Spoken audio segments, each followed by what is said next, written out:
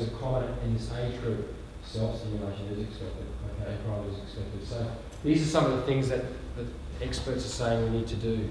Again, every home is different, every home has a different set of values. It's important, but out of all of it, that you go over some of this information and sort of think of your own family and think, okay, what have I discussed, what haven't I discussed? And that's very, very important. Any questions there so far? A little bit to go still.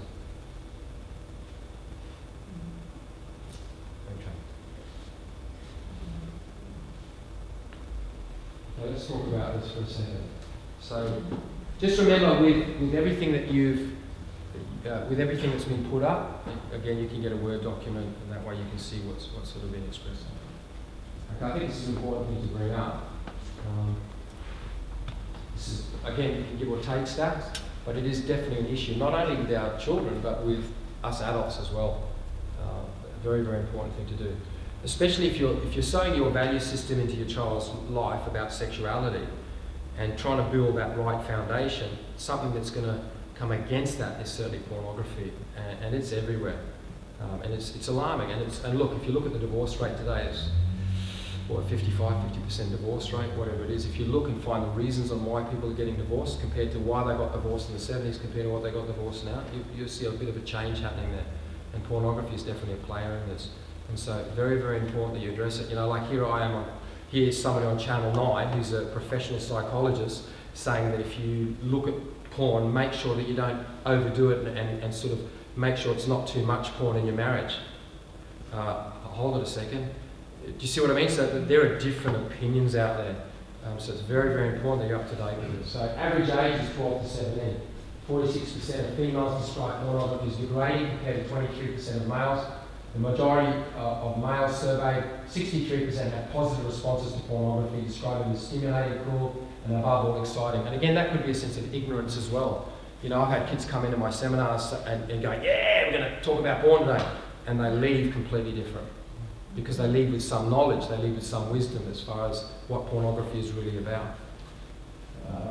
72% say pornography leads to unrealistic attitudes to sex, and that pornography can have a damaging impact on young people's views of sex and relationships. Look, we have a huge self-image problem with young people today.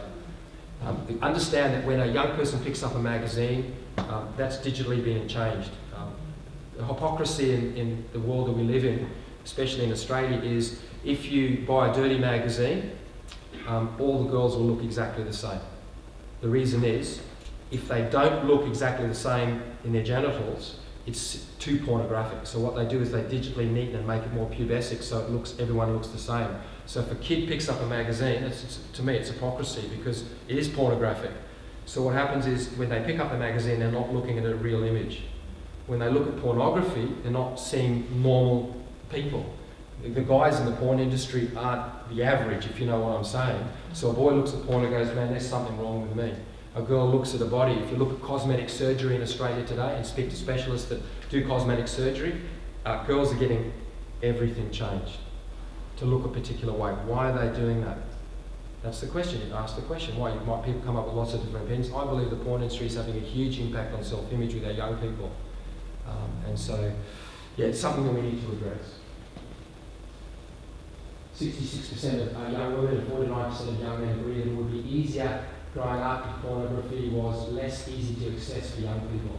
70% of young women say pornography has led to pressure on girls to look a certain way. Okay, these guys are, you know. I thought, if you think about it, there's a trend with people today where it involves removing certain body parts that are perfectly natural that we have. Like I wouldn't shave my arms. Do you know what I mean? But this trend is quite strong with young people today. And so I wonder where that comes. Is it a cultural thing or is it the influence of pornography? It's an interesting concept. Well, almost as many, 75% say pornography has led to pressure on girls to act a certain way. And all the documentaries that I've seen where young girls are talking about their relationships, a boy will go in and look at pornography, view it in his own time, think that that's what a girl wants, start a relationship. Now imagine they're not in a relationship, they're just looking at porn in years 8 or 9, right? They're not in a relationship. Come years 11 and 12, they decide to go in a relationship. How are they going to respond in that relationship? What are they going to expect from the other person? They're going to remember what they've seen in pornography, what they've been watching all the time. So a lot of these girls are saying, they're asking me to do this, they're asking me to do that, it hurts, it's really uncomfortable, it's humiliating, I feel like I'm being abused. And these girls are, because of peer pressure, because of self-value, self-image, they're staying with these guys and doing those particular things. Now again, it goes both ways. 70% of people that look at pornography are men, 30% women, around that ratio. But typically, if you look at a porn scene, it is always, careful, but it is always for the pleasure of the male. The scene will always end for the male. It's not really about the female, it's more about the male, predominantly overall. Do you see what I mean? There are times, obviously, that you can see, it goes either way, but ultimately it's about the male dominating. Again, 88% of scenes can be quite traumatizing in some ways. So, again, and the scary thing with pornography is that what happens is when these kids, look at this, I'm not a drinker, I have occasional wine. Now, if I had a bourbon today, right in front of you and I scold it, my brain would, I'd be like this, right, I'd get drunk. But if I did that every day for 3 months, my brain becomes desensitized to the feeling, and after a while I'll need 2 bourbons. The exact same principle happens with pornography. So the kids that are looking at porn are looking at what we would class as normal sex. But after a while, the brain, the limbic system of the brain, becomes desensitized to that. It needs a harder hit. We need a dopamine fix, a greater dopamine fix in the limbic system. So I look at one scene, and after a while it becomes boring, so I've got to find something more hardcore. And what the pornography industry is pushing the limits now. They're pushing the limits. There are like 15 descriptions of the type of pornography that you can actually get. Teen sex is number 1, right? You'd be horrified, and I certainly won't be talking about that here. But what I'm saying is they're pushing that line in the sand so far. And some of our children are looking at the most debased, abominable type, that's not a word, is it? But really bad type of pornography, which is absolute 100% abuse, objectification, and their brains are getting used to it, and that's the only way they're getting stimulated, right? Now, I'm not saying every teen is doing that. That's not what I'm saying. Not every adult is doing that, but that's what the porn industry is trying to push, because they know the market is very small.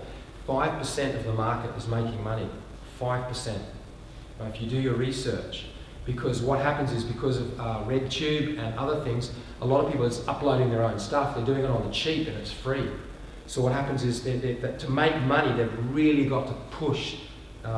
They've really got to push the boundaries. So our children are looking at normal stuff and then going to more perverse, and I'm telling you, it gets really bad, really bad. And that's the world that we live in. So what happens is, I'll quickly go through this. Eye gate picks up the signal. Subdivisions in the forebrain are activated. Powerful neurochemicals are released, like dopamine, which doesn't have a moral conscience. More neurochemicals are released through orgasm. So when somebody orgasms, they're going to masturbate looking at pornography. So more things are sealed. So the image that you look at, plus the chemicals that are released, create this strong image that the brain says, I want that again. That's what happens with drugs when you take it. It works in the same area of the brain. Same amount of dopamine, it's not same amount of dopamine, the same what they call endogenous chemical is released in the limbic system. And scientists say, you know what, it's the same. You can get addicted to pornography.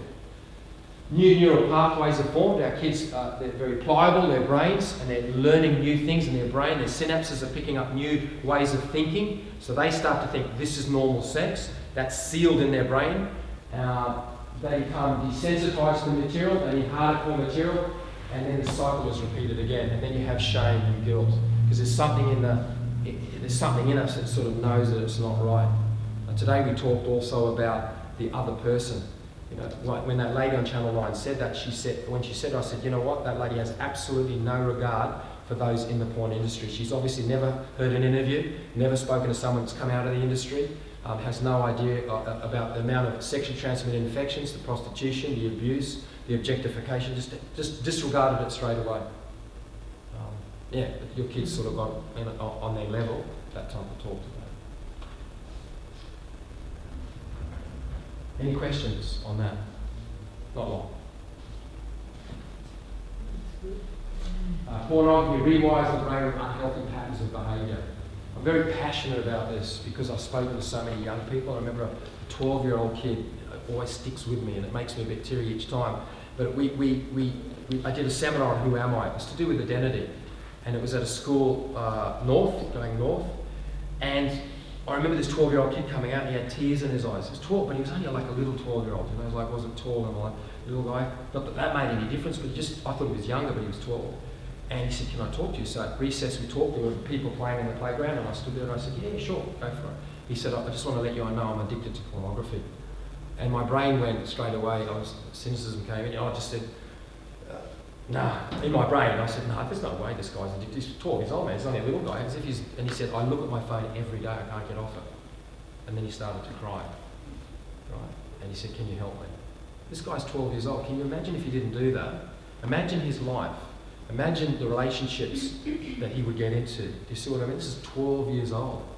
A documentary that I just saw that's on Netflix. Is it on Netflix? No, this one isn't on Netflix. Of a 12-year-old that used to sit in the lounge room.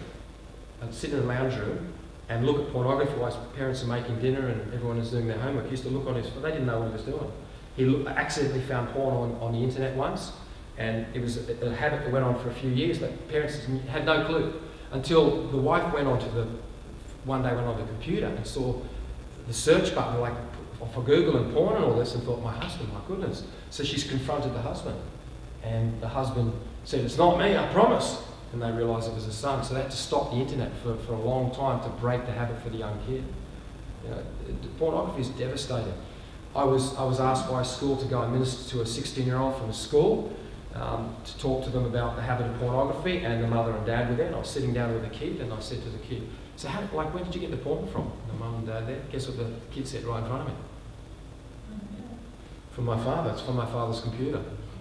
Right? But then he said, yeah, but we've dealt with that. We've already, and then the mother jumped in and said, yes, that we've dealt with that issue. This is the climate that we're living in. We can't stick our heads in the sand and do nothing about it. We have to address it. Now, I'm not saying that's happening to everyone. Please don't get me wrong. Again, you might leave here and this panic mode comes in and go, oh, my kids, that's it, no, so, you know, please hear me on that. I'm giving you some hard facts, but they're just statistics, do you know what I mean? It doesn't mean that it's happening at every home. What I'm hoping is to stimulate you to say, you know what, I need to start talking to my children about sexuality. I need to address some of the things that are happening in the world. That is vital. It's very, very important. We're nearly there, I promise you, nearly there. And I need to talk about this. And the reason is because I didn't realise, now you're going to laugh at this, because here I am working for Focus for 5 years, working for YouTubes for the last 4 years. You would think I'd know this stuff, but I never really got into social media. It wasn't something that I really addressed. And I was sitting down, I've got 5 Instagram accounts, right? Now I have.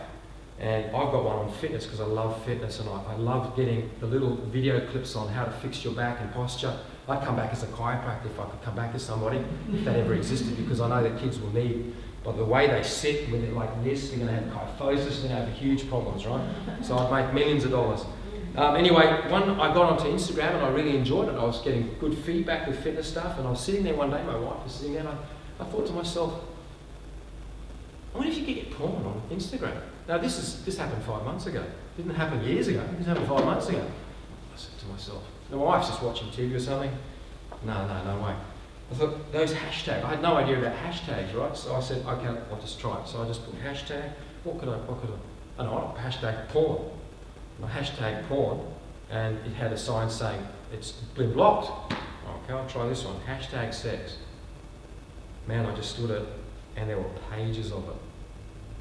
And I'm talking about, in one account, you've got 80 videos of 1 minute section, 1 minute.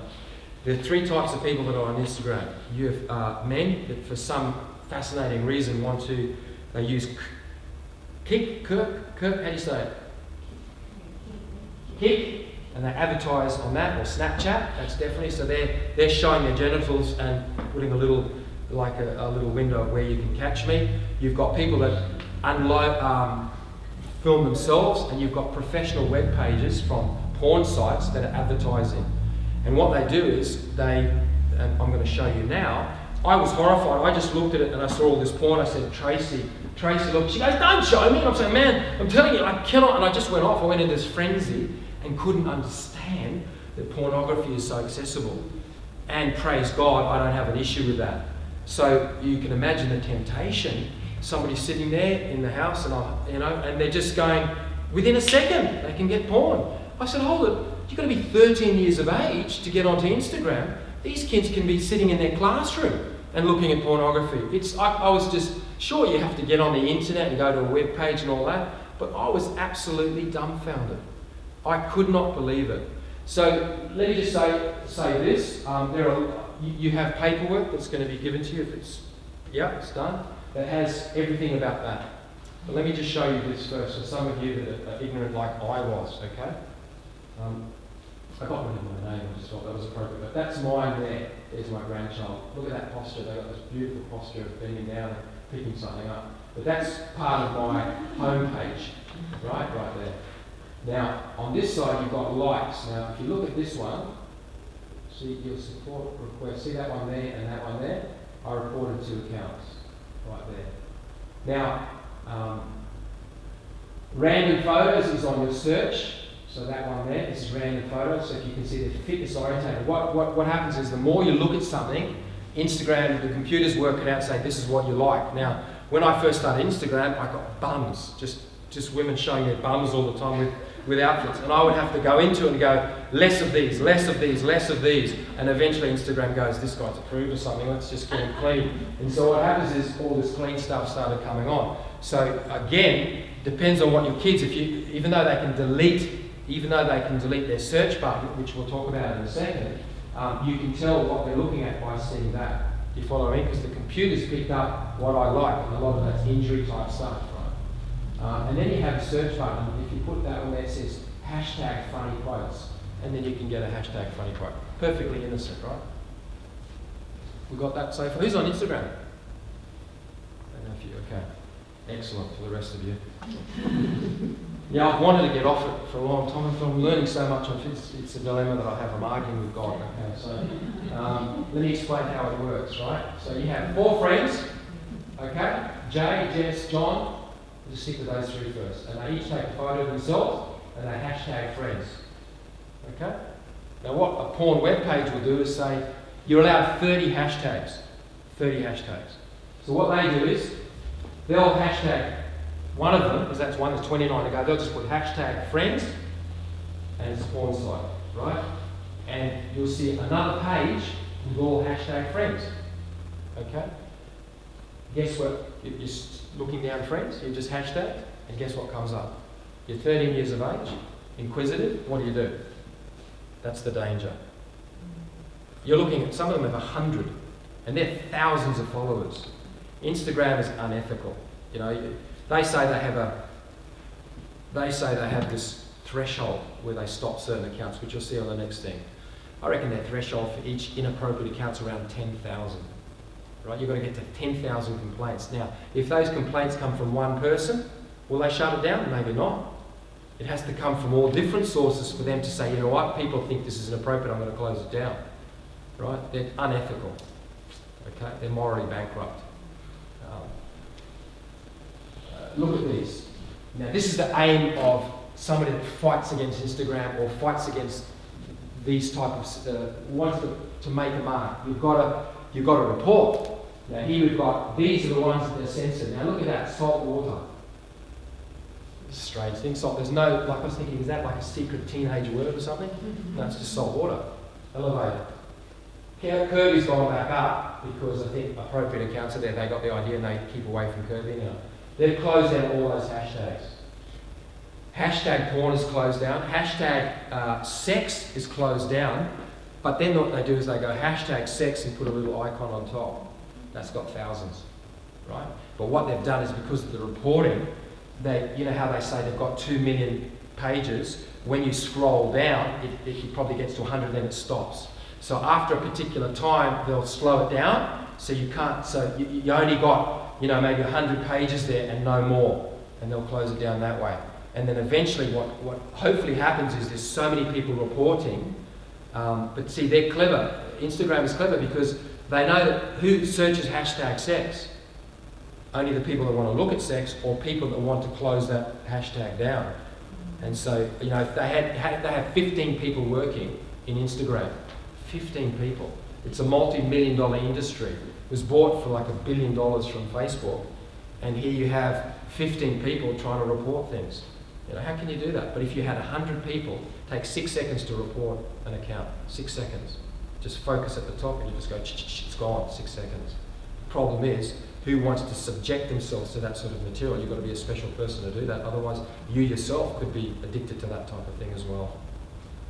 700 million users, 40 billion total photos, and it goes on with that. Instagram bans each term that returns inappropriate or pornographic results that exceeds a certain threshold. I just wonder what that threshold is. It's got to be 10,000 plus.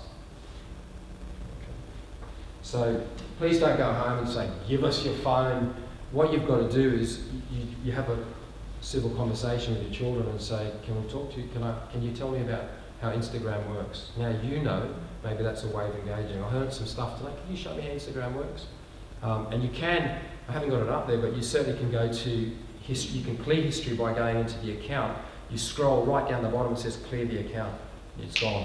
But again, going back to this, you can search it through by looking at these things here. You can see, get a picture of, and followers. Now, these might say, there you go, that's nice. Where does it say followers?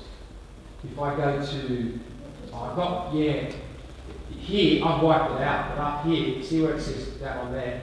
I've got followers up there, so you can search my followers. You can go into mine and search my followers. That's important. Okay, so if you wanted to check up and you know your child's, you can actually go, if you've got Instagram and your child has accepted you, you can go into, you can check who they're following.